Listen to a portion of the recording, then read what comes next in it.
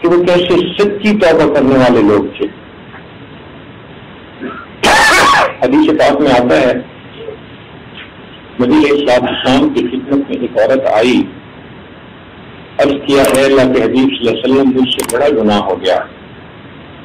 نبی علیہ السلام نے چہرے انور دوسری طرف کر لیا، وہ ادھر سے آئی، اے اللہ کے حبیب سے مجھ سے بڑا گناہ ہو گیا۔ نبی علیہ السلام نے چہرہ تیسری طرف کر لیا، اس نے ادھر سے آ کے یہی کہا۔ نبی علیہ السلام نے چہرہ چوتھی طرف کر لیا، اس نے چوتھی مرتبہ پھر یہی کہا۔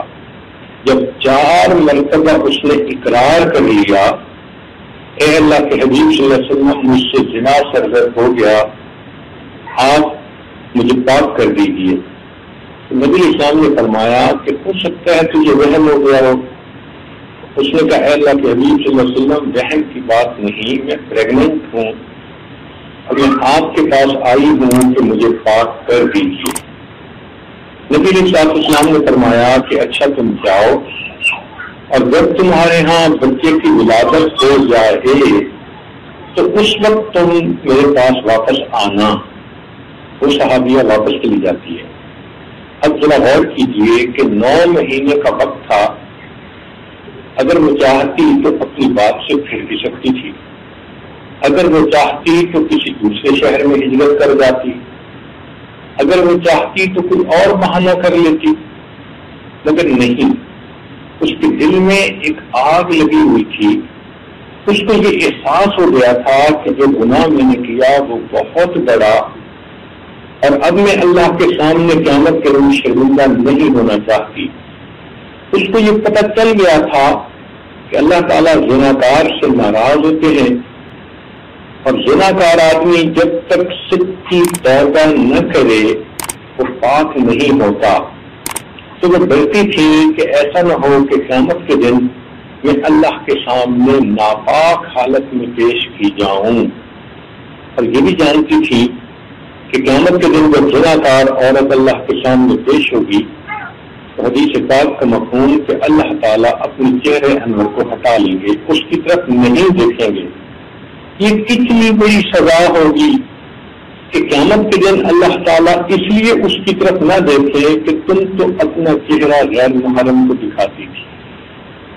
اور یہ بھی ہے کہ زناکار عورت جب اللہ کے سامنے پیش کی جائے گی اس کے جسم پر کپڑے ہوں گے، ایک ہوا کا جھونکا آئے گا اور ساری مخلوق کے سامنے اس کے کپڑے اتر جائیں گے۔ اس لیے یہ دلیل ذلت ملے گی کہ یہ غیر محرم کے سامنے کپڑے اتار رہے ہیں۔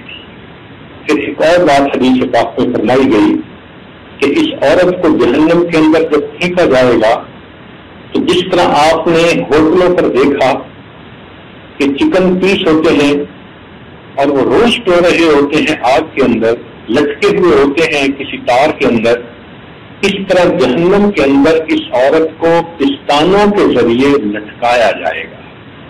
یہ جسم کا وہ حصہ ہے کہ انسان ذرا سختی سے ہاتھ لگ جائے تو تکلیف ہوتی ہے، اور اگر اس کے اندر لوہے کی تار ڈالی جائے گی اور انسان کو لٹکایا جائے گا، آپ سوچ سکتے ہیں کہ کتنی تکلیف ہوگی۔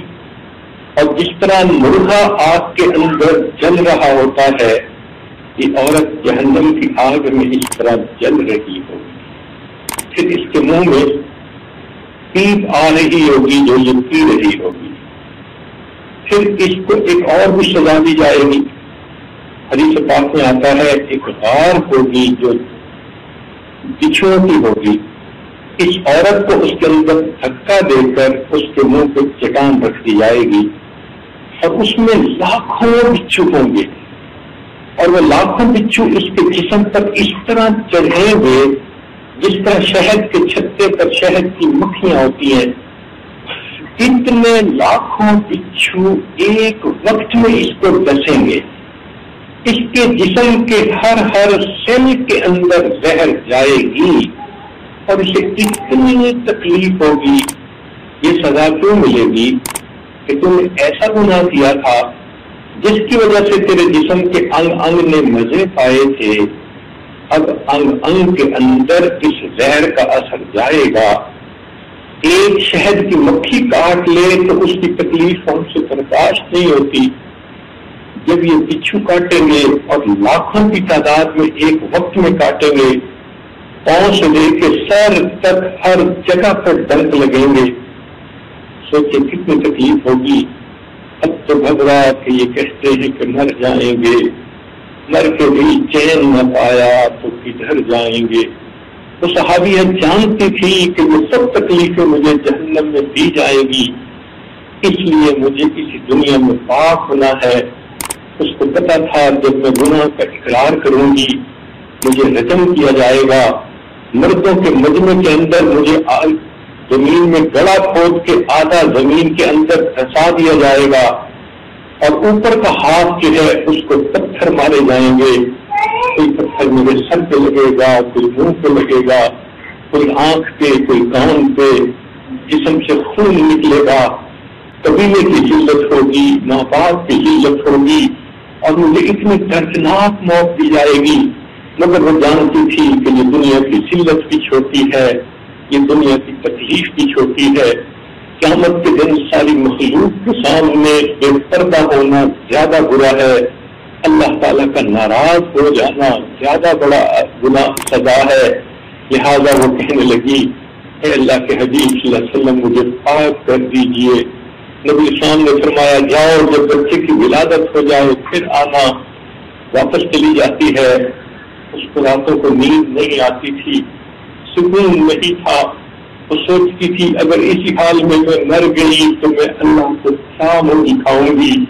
چنانچہ خدا کر کے بچے کی ولادت ہوتی ہے تو ایک دن اپنے بچے کو لے کے آئی، اے اللہ کے حبیب صلی اللہ علیہ وسلم بچے کی ولادت ہو گئی، اب آپ مجھے پاک کر دیجیے۔ نبی اسلام نے فرمایا جاؤ اس بچے کو دودھ پلاؤ۔ وہ عورت پھر واپس آتی ہے، سوچیے تو صحیح اتنے مدت میں یہ عورت اپنی بات سے منحرف نہیں ہوئی، اس کی وجہ کیا تھی؟ اس کو یہ یقین تھا کہ اس گناہ کی وجہ سے آخرت کی ذلت بہت بڑی، دنیا کی ذلت چھوٹی۔ وہ پھر 1-1.5 سال بچے کو پالتی ہے۔ ایک دن بچے کو لے کر آئی، اس بچے کے ہاتھ میں روٹی کا ٹکڑا تھا۔ اے اللہ کے حبیب صلی اللہ علیہ وسلم اب بچے نے روٹی کھانا شروع کر دی، میں اپنی ذمہ داری سے فارغ ہو گئی۔ نبی اسلام نے صحابہ سے فرمایا اس عورت کو رجم کر دیا جائے۔ چنانچہ لوگ جمع ہوئے، عورت کو پتھر مارنے لگے۔ حدیث پاک میں آتا ہے ایک صحابی نے جب اس کو پتھر مارا تو انہوں نے کوئی فکرہ کہہ دیا کہ تو نے کتنا برا کام کیا، کتنی گندی عورت ہے۔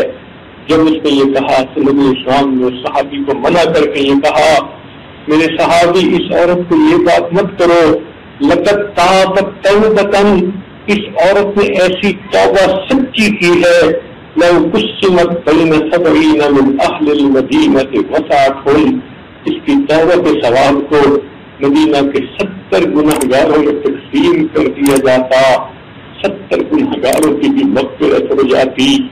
کیسی وہ صحابیہ تھی کہ اس نے توبہ کرنے کا حق ادا کر دیا۔ تو معلوم ہوا کہ ایسے واقعات پڑھنا کہ جس میں توبہ کرنے والوں نے سچی توبہ کی، اس سے انسان کی ہمت بڑھتی ہے۔